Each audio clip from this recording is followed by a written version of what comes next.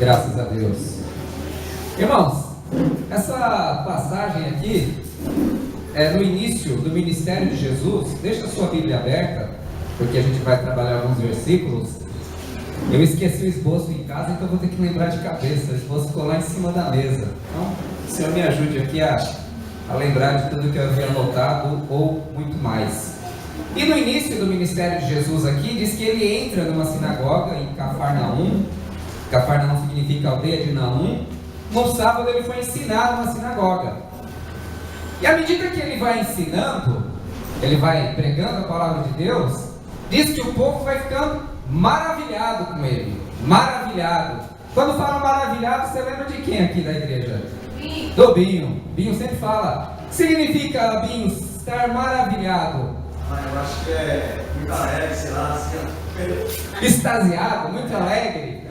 Ok. E quando Jesus ele ensinava na sinagoga, ninguém dormia, ninguém tirava o cochilo, porque a pregação dele não era como a do pastor, era boa. Era assim, maravilhava os ouvintes, ninguém dormia na hora da pregação. Porque do jeito que Jesus falava, teve vezes que tentaram prender Jesus, e aí na hora que iam chegar, no meio da pregação, eles paravam. E aí depois iam perguntar, por que vocês não prenderam Jesus? Porque ninguém nunca falou como aquele homem. Olha que maravilha. Então eles ficavam maravilhados da doutrina de Jesus, daquilo que ele ensinava. Porque ele ensinava como quem tem autoridade, não como os escribas, não como os fariseus. Muito bem. Aí no meio da pregação, surgiu um cara, o texto diz aqui, um cara possesso de um espírito imundo. Então no meio da pregação, o cara chegou gritando, atrapalhando, sabe? Quando o cara está pregando assim, aparece alguém e atrapalha o pastor, é o diabo usando a vida daquela pessoa para atrapalhar o ensino de Jesus. E o que é interessante é que o diabo chega, né, aquele homem possesso, olha para Jesus e fala, Jesus Nazareno, eu bem sei que o Senhor é o Santo de Deus, você veio para nos destruir. Vocês já voltaram já? Caramba! Graças a Deus, glória a Deus, amém. Surpresa Deus aqui. E aí, o Jesus ele não dá conversa para aquele demônio, olha para ele e fala, cala-te e sai dele. E aí o demônio fica bravo, né, porque já perdeu, a casa caiu para ele. Ele, tipo assim, como aquele cara que é o dono da bola e sai nervoso, diz que ele agitou o cara que estava possesso e saiu dele, deu um grito e saiu. E aí todo mundo ali naquela sinagoga, naquele momento, o texto diz que todo mundo ficou mais maravilhado ainda. Oh, o que é isso? Além de uma bela doutrina que ele ensina, até os demônios, os espíritos imundos atendem ao comando da sua voz. E aí diz que a fama de Jesus, ela se espalha por toda a Galiléia, e a fama dele vai se espalhando, ele vai se tornando conhecido. Então nós vamos fazer hoje, como hoje é dia de Santa Ceia, uma meditação curta nessa palavra aqui, ver aquilo que o Senhor quer nos ensinar nessa noite em nome de Jesus. E a primeira lição que a gente aprende desse texto, veja, olha lá no versículo 22, diz assim, maravilhavam-se da sua doutrina, porque os ensinava como quem tem autoridade, e não como os escribas. Então eles ouviam o ensino de Jesus, e eles ficavam maravilhados, eles ficavam admirados, até mesmo porque muitos sabiam que Jesus ele não tinha feito faculdade, Jesus ele não foi assim um aluno da história dos rabinos, dos profetas, não, ele era um homem comum, ele trabalhava como carpinteiro, assim como seu pai, então ele não era assim um cara assim, estudado, por assim dizer. Então as pessoas elas ficavam admiradas, porque ele ensinava como quem tinha autoridade. E aí a grande dúvida que a gente tem é, o que significa ensinar como quem tem autoridade? Quando eles falam isso, que Jesus ensinava como quem tem autoridade, eles comparam Jesus com os escribas. E outras partes diz que ele ensinava como quem tem autoridade e não como os escribas e os fariseus. E aí você precisa prestar muita atenção para a gente não perder o fio da meada desse texto aqui. Quem são os escribas e os fariseus? Os escribas e os fariseus são aqueles que têm praticamente o monopólio do ensino em Israel. Então, na sinagoga é ensinado praticamente a versão da religião judaica daquilo que os escribas e os fariseus ensinavam para o povo de Israel. Muito bem, e o que é que os escribas e fariseus ensinavam? Eles ensinavam porções sim do Antigo Testamento, porções sim da lei. Jesus chega até a dizer que eles têm autoridade e que é para prestar atenção naquilo que eles ensinam. Mas junto com a Bíblia, junto com aquilo que é a palavra de Deus, eles ensinavam algumas coisas misturadas também. Por exemplo, eles misturavam a tradição deles. Eles diziam assim que se você contribuísse, por exemplo, para o templo, você não precisava ajudar o seu pai e a sua mãe se estivesse doente, porque a lei mandava ajudar o pai e a mãe, mas se eles dessem uma contribuição do templo, não precisava. Então era um jeito deles meterem a mão no bolso do povo. Então Jesus disse que, olha, que por causa dessa palavra, a tradição, eles anulavam o mandamento de Deus. Jesus diz lá no capítulo 23 de Mateus, depois você dá uma lida, que eles faziam longas orações nas casas das viúvas. Então a viúva morria, ele ia lá, fingia que ia consolar e fazia uma oração de 1 a 2 horas e ficava orando lá e depois cobrava por aquela oração. Então era um jeito de explorar a tristeza e a dor daquela viúva. E Jesus diz que eles eram super legalistas, que eles davam o dízimo de tudo, mas eles não tinham amor, eles não tinham justiça e eles também não tinham misericórdia. Então, o ensino dos fariseus, muitas vezes, era fundamentado o quê? Na tradição. Então, quando um fariseu, um escriba ensinava, ele nunca dizia assim, segundo diz o Deus, segundo diz meu pai, segundo eu... Não, ele sempre falava, olha, segundo disse fulano, que disse ciclano, que disse beltrano. Ele sempre ia se apoiando numa tradição.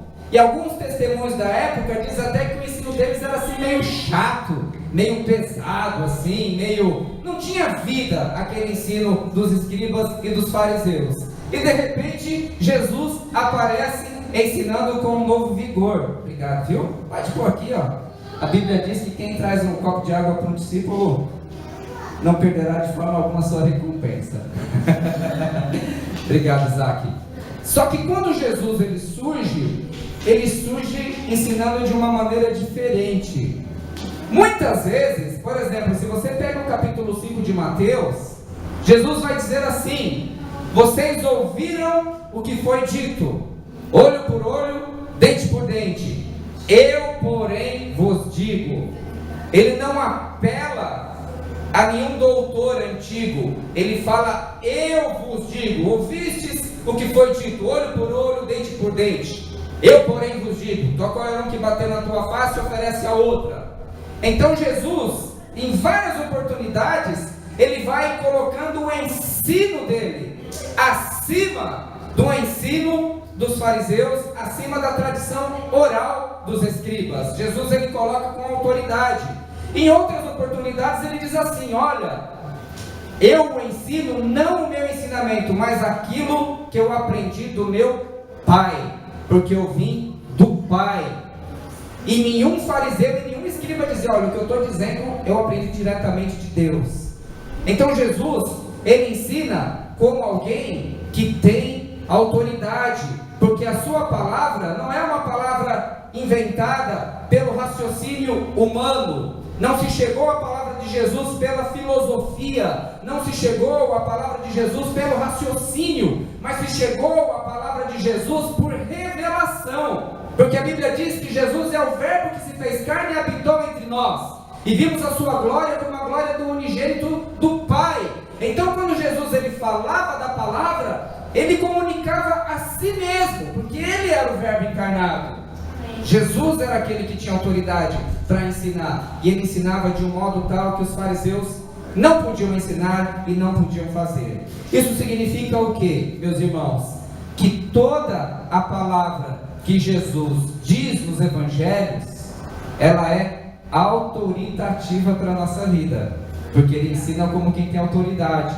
Então se você disser assim, puxa pastor, eu não consigo ler, eu não tenho muito costume de ler a Bíblia inteira, é difícil para mim, preste atenção nas palavras de Jesus, focalize no Evangelho, naquilo que está em Mateus, Marcos, Lucas e João, porque não teve ninguém nesta terra que ensinou e falou como Jesus disse, porque Ele tem autoridade.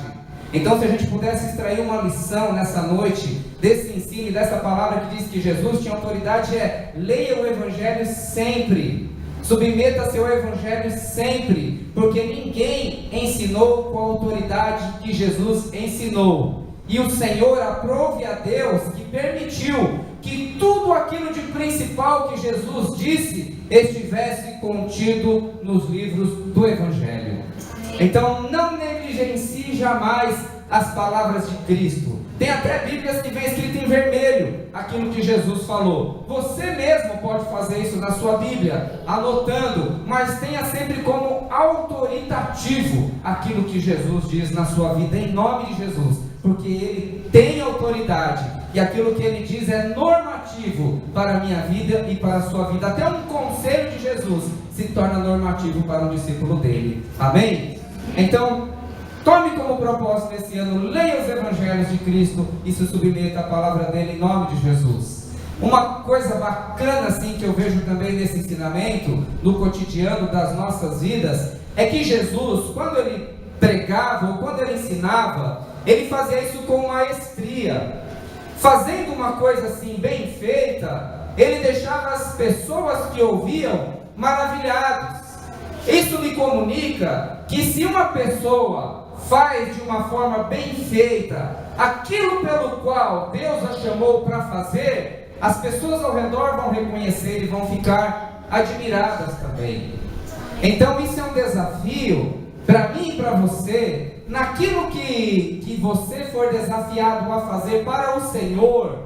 E quando eu digo fazer para o Senhor é qualquer coisa, não é só dentro da igreja, mas fora principalmente. Faça de maneira bem feita e você terá condição de admirar as pessoas que estiverem ao seu redor e ver, pô, ele faz um negócio bem feito mesmo.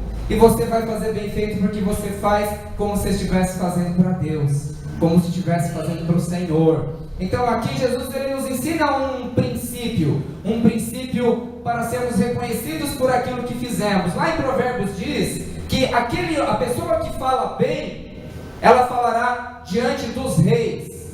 Lá em Provérbios diz também, vês o homem hábil em sua obra, ele será colocado diante de reis, e será reconhecido por aquilo que faz, ou por aquilo que fez, porque faz bem feito, faz como se estivesse fazendo para o Senhor.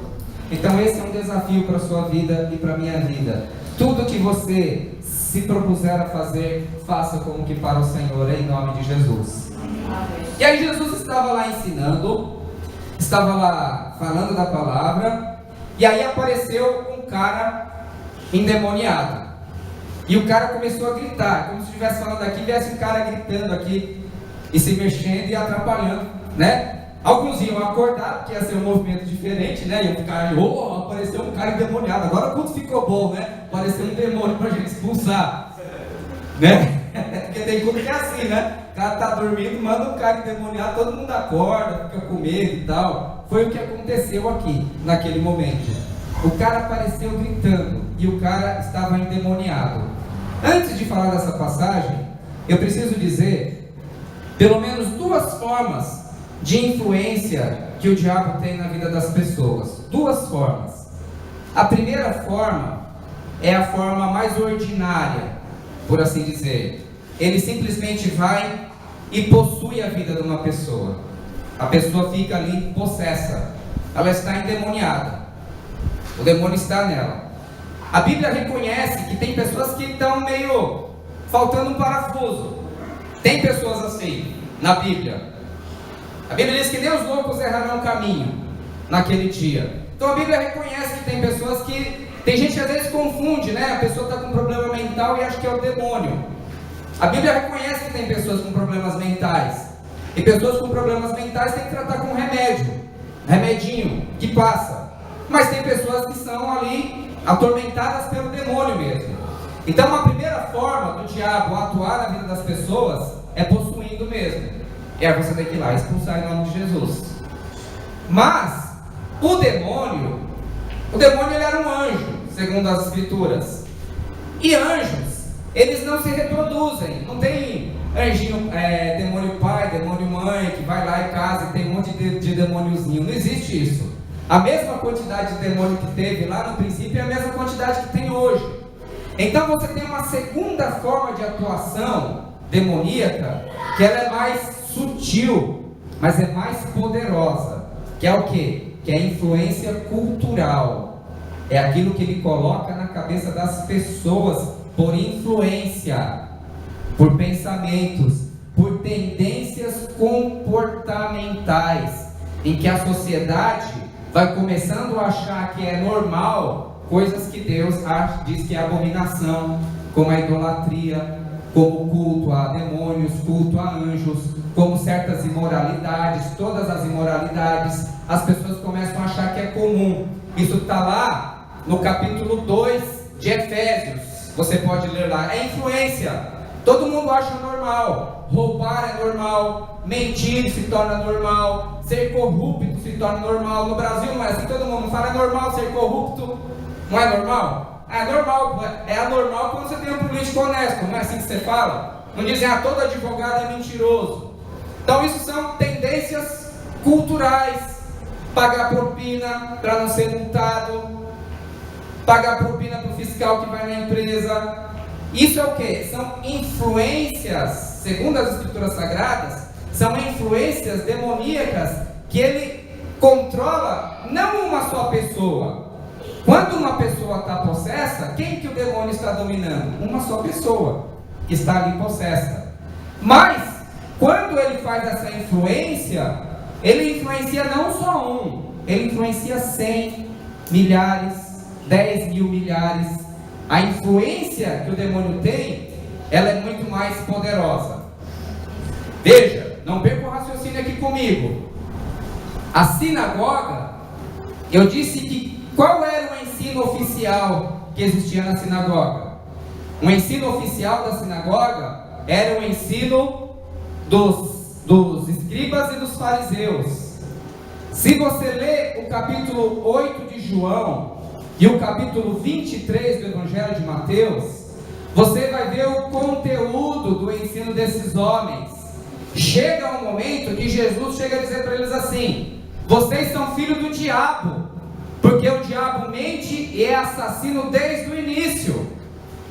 Então, o ensino que prevalece na sinagoga não é a versão da palavra, mas é a versão daquilo que esses mestres ensinavam. No capítulo 3 do Apocalipse, Jesus chega a chamar uma sinagoga de Satanás. Percebe? Então, da onde que vinha a influência maligna na vida daquele povo? De dentro da igreja, de dentro da sinagoga, que é a versão da igreja hoje.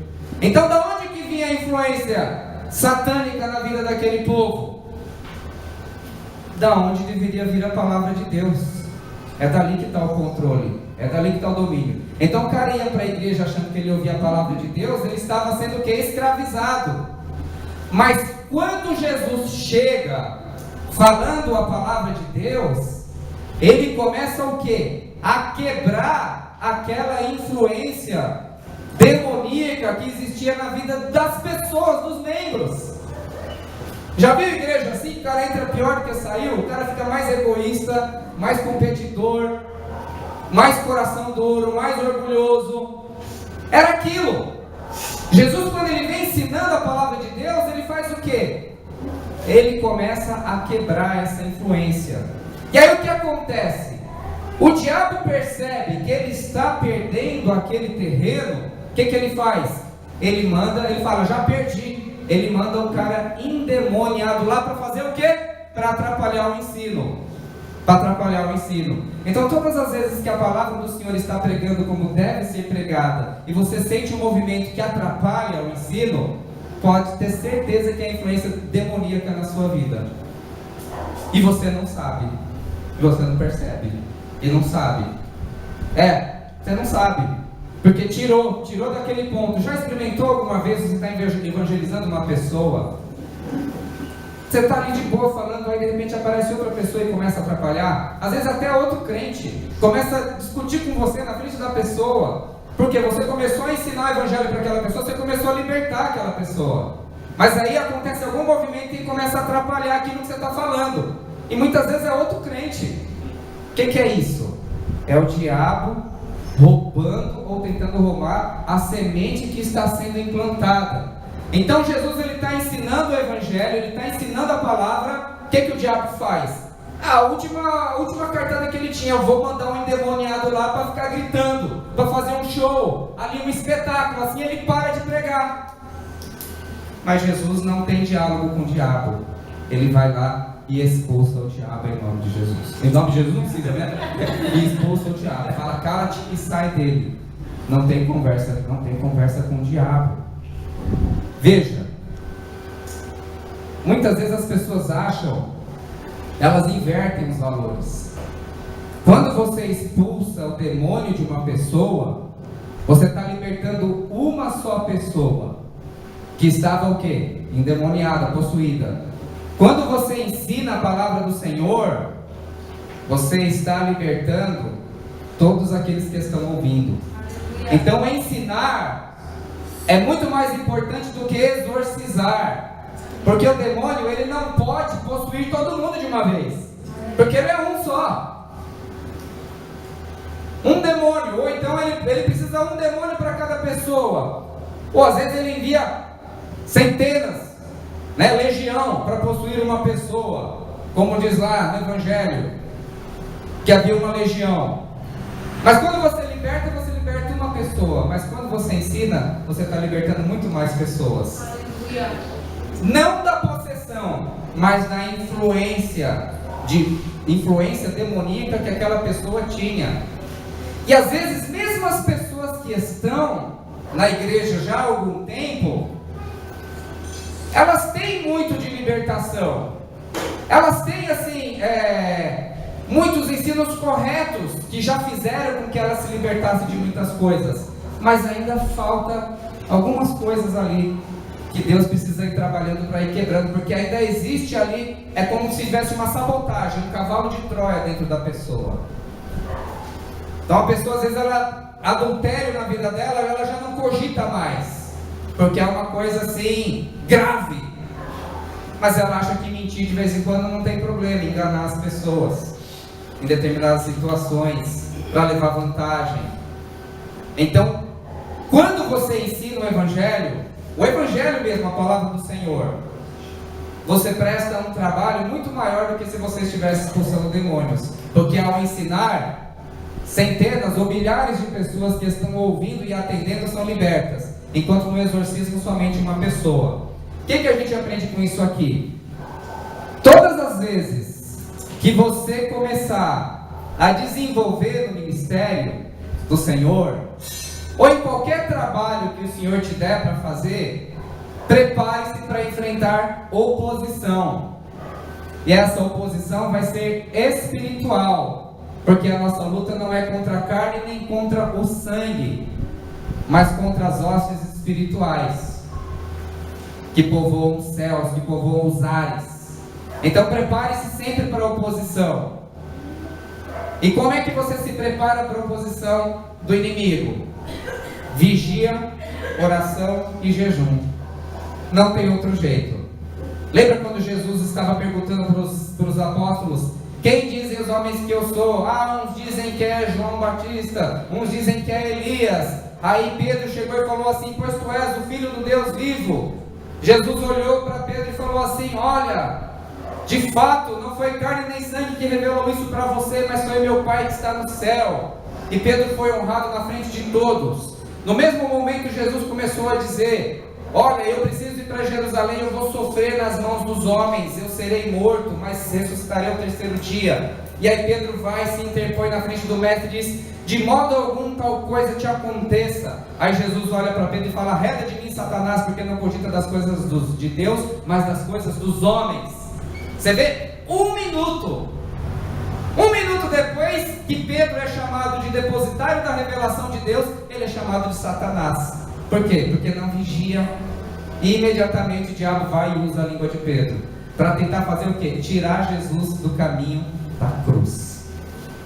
Então, todas as vezes que você começar um empreendimento e aquilo foi Deus que te deu, e você começar a ir bem naquilo, não pensa que não vai ter nenhum obstáculo, nenhuma oposição. Se aquilo for de Deus mesmo, o diabo vai movimentar um inferno para te fazer sair daquilo ali. Vai movimentar um inferno. E aí você tem que estar preparado para dizer: cala-te e sai dele, em nome de Jesus. Tem que estar preparado.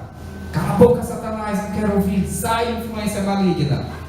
Porque o diabo, se você for um crente mesmo, o Espírito Santo habita em você. Se o Espírito Santo habita em você, o diabo não pode habitar onde o Espírito Santo está. Ele não pode fazer isso. Mas ele vai fazer o quê? Influenciar. E aí você tem que estar atento o quê? Na mente.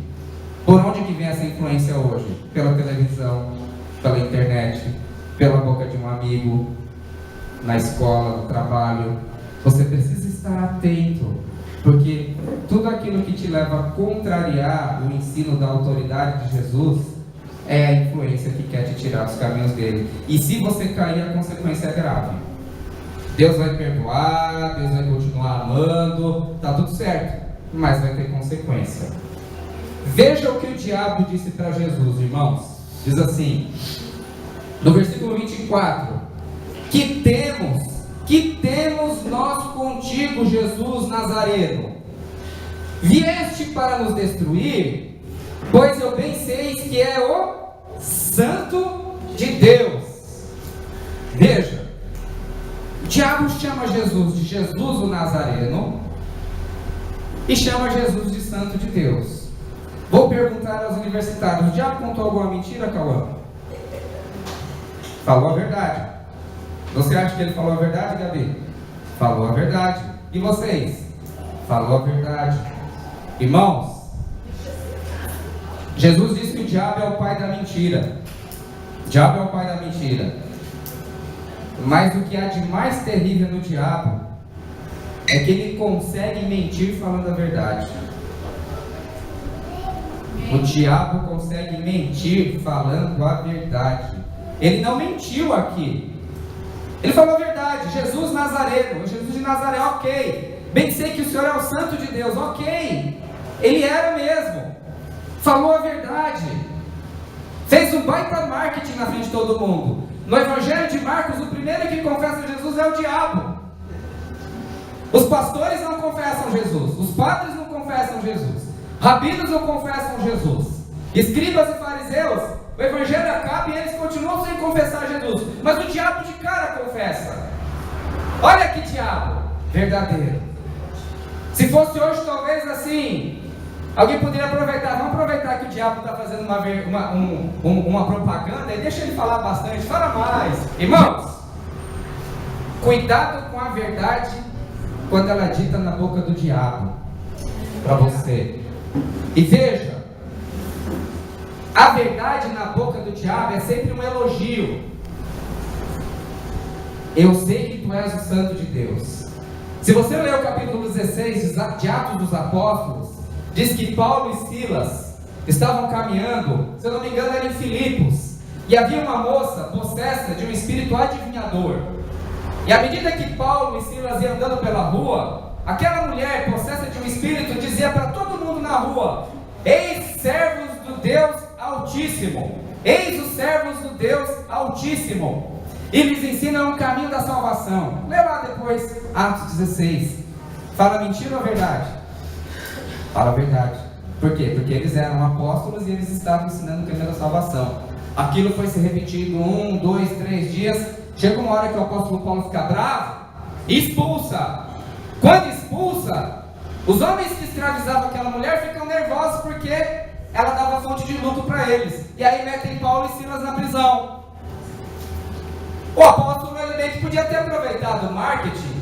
Ele estava numa cidade nova, pregando o evangelho, e estava tendo marketing gratuito.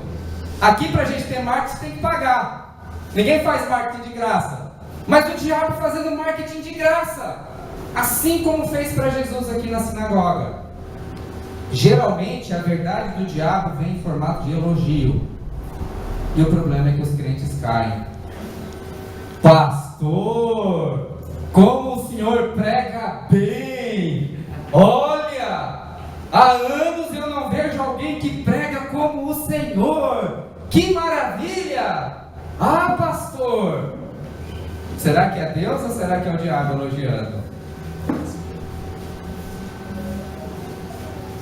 Rapaz, como tu é inteligente! Como tu é lindo! Não há outros jovens igual a você, gatinho? O quê? Domingo você vai lá no culto? Não, vamos sair de balada com a galera, não tem problema. Entende? Menina, como você é bonita, como você tá gatinha, como você tá cheirosa. Nossa, você é tão inteligente, menina. Como você é bonita. Puxa vida, há quanto tempo você não é elogiada? Há quanto tempo teu marido não te elogia? Eu não vejo que você anda meio caidinha, meio tristezinha e tal. Ah, é?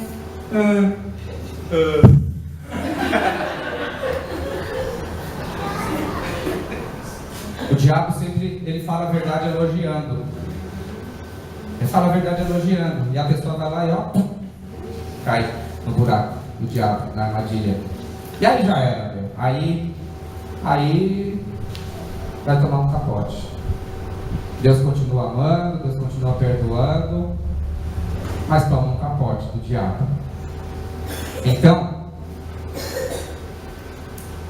a gente precisa aprender a discernir de onde vem a verdade. A verdade na boca de Deus liberta, a verdade na boca do diabo escraviza. Por quê? Porque o diabo, ele é tão sujo que ele mente até falando a verdade. E a ideia dele é o quê? É colocar um laço na vida das pessoas. E aí, meu, só quem estiver em comunhão profunda com Deus vai conseguir distinguir uma coisa da outra. Só quem estiver afinado com a palavra de Deus vai conseguir distinguir. Porque se não estiver, cai. Como Pedro caiu. Pedro caiu. Não caia. Faça de tudo para não cair, meu irmão e minha irmã, em nome de Jesus Cristo. Lá em Provérbios diz que o coração do homem é provado pelos elogios que ele recebe. Pelos elogios que ele recebe. Eu acho que é por isso que o tempo vai passando e o apóstolo Paulo ele vai dizendo a respeito de si mesmo: eu sou o pior dos pecadores. Eu sou o pior dos pecadores. Acho que é porque ele não aceitava o testemunho humano. Ele não aceitava o testemunho do homem a respeito de si mesmo. Mas ele tinha uma noção clara daquilo que ele era na presença de Deus. Cuidado com a verdade na boca do diabo, porque a verdade na boca do diabo vem para escravizar. Esteja atento para se afastar e afastá-lo em nome de Jesus. E aí Jesus expulsou o demônio, expulsou o espírito imundo. É aquele cara que não sabe perder. Em vez dele sair de boa, ele ainda agitou o hospedeiro, né? O cara que estava ali possesso, joga ali no canto e vai embora, dá um grito. E todos ficam admirados daquilo que Jesus faz, com a autoridade que ele ensina e a autoridade com a qual ele ordena aos espíritos imundos, e eles obedecem. E a fama de Jesus se espalha por toda a Galileia. Esse é o nosso Senhor, meus irmãos. Esse é o Senhor que, quando ensina, as pessoas ouvem e se maravilham. Isso faz com que a gente perceba que uma pessoa que ama Cristo se maravilha diante da palavra dele. Esse é o Cristo que atrai oposição do inferno, porque ele está fazendo a obra do Senhor, libertando através do ensino. Mas aí o inimigo manda. Tem um provérbio que diz assim, né? Quando o diabo não vem pessoalmente, manda um assistente, né? Mandou um assistente aqui para trabalhar o ensino de Jesus. E Jesus é aquele que não cai na armadilha do diabo, mesmo ele dizendo a verdade a respeito de quem Cristo era. Jesus, ele não estende a conversa, entende? Não estende a conversa. Quando você está diante de uma armadilha do diabo, você não estende a conversa com ele. Ah, ó, santo de Deus, eu sou mesmo santo de Deus, o que mais você tem a dizer a meu respeito? Não tem. Jesus não tenta evangelizar o diabo aqui. Vamos entrar num acordo aqui, já que você está falando tão bem a meu respeito, fica mais um pouco. Não tem conversa. Não tem conversa. A intenção é impura daquele diabo ali. Jesus não tem conversa, ele expulsa. E assim ele continuou o seu ministério na Galiléia. A minha oração a Deus nesse dia é que nós possamos ter o discernimento para saber ouvir de onde vem a verdade de Deus. Jovem, adolescente, vocês estão assim bastante abertos, muito suscetíveis a tudo que tem nas redes sociais, WhatsApp, Face, outro Instagram, outras redes sociais, estão muito abertos àquilo que o diabo faz. Eu acho que 90% do que se passa é ruim. Essas séries que passam no Netflix, por exemplo, você tem algumas séries infanto-juvenis, legal. Como é que é o nome daquela lá? Ops. Era uma vez. Legal, tá? Leve. Mas qualquer uma de herói que você assiste, mais jovem, você vai ter um monte de palavrão e um monte de quase pornografia. Você vai ver lá, eu vou ver o Demolidor ali. Os defensores, cara, tem. Não é bom pra você, não é legal. Andréia não deixa a gente ter Netflix em casa, ela que manda. Deixa ter. A gente fez lobby lá pra ter, mas a Andréia não deixou. É por isso que a gente consegue estudar a Bíblia, ler bastante. Porque a gente não fica horas ali. Tá certo. A Naná tá numa campanha de jejum e oração, talvez se convence, mas a influência vem por aí. A influência vem por pessoas da nossa escola, do nosso trabalho. Às vezes vem de dentro da igreja também. Precisa estar atento. Às vezes eu pergunto para as pessoas, para os irmãos, fala os 10 mandamentos aí. E não sabe. Passa os anos, as pessoas não sabem. Mas a Bíblia diz: guardei a tua palavra no meu coração para não pecar contra ti. Então, se você não estiver cheio da palavra do Senhor, outra palavra entra ali. Outra palavra entra e engana a pessoa e faz a pessoa cair. Falsas promessas de felicidade, falsas promessas de aventura, falsas promessas de emoções, tudo passa isso daí. Tudo isso é ruim. A única coisa que não passa é a palavra do Senhor, porque ela permanece para sempre. Amém. Então que a gente possa ter sempre esse discernimento para saber de onde vem o elogio, de onde vem a voz da verdade. E a voz da verdade vem de Cristo, vem da palavra dele. A Bíblia diz que os bereanos, eles eram dignos, porque o apóstolo Paulo pregava e eles iam conferindo na Bíblia se era daquele jeito. O problema hoje é que os pastores pregam e ninguém confere. Acredita no que o pastor está dizendo. Mas hoje, talvez boa parte das igrejas não pregam a palavra de Deus. Talvez as igrejas estejam na mesma situação que estavam aquelas sinagogas, aprisionando as pessoas. Talvez. Por quê? Porque a maior parte das pessoas não tem discernimento para discernir aquilo que está sendo ensinado e acaba virando presa. Fácil, massa de manobra, enriquecendo homens sem escrúpulos que querem fazer negócio do povo de Deus. Então que nós possamos ter discernimento sempre em nome de Jesus. Amém? Vamos orar então na presença do Senhor. Queria chamar os irmãos do louvor. E aí, se você cair, é problema seu, porque você já foi mais do que ensinado. E aí, que o Senhor tenha misericórdia de você. Em nome de Jesus. Graças.